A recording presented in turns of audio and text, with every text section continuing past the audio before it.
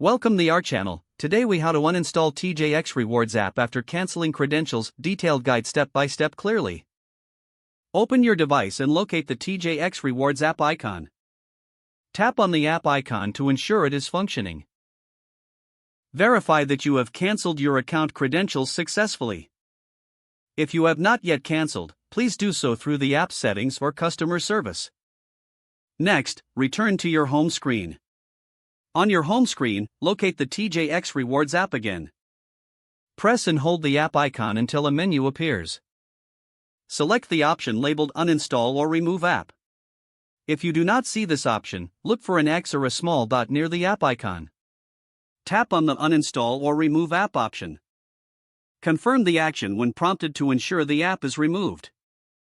Once uninstalled, navigate to your device settings. In Settings, locate the Apps or Applications section. Scroll through the list to find any related TJX Rewards data. Select any remaining data for TJX Rewards to ensure complete removal. Tap on Clear Data if you see this option. Reboot your device for good measure. Your TJX Rewards app and its data are now fully uninstalled. If the page does not load, refresh the browser or try again in a private or incognito window.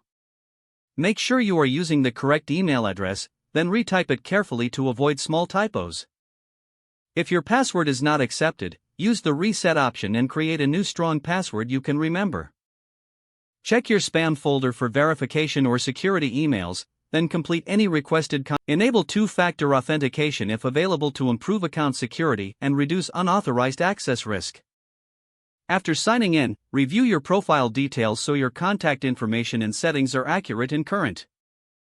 If you see an error message, note it down and try again after restarting your device and internet connection. Log out when you finish, especially on shared devices, to keep your account and payment information secure.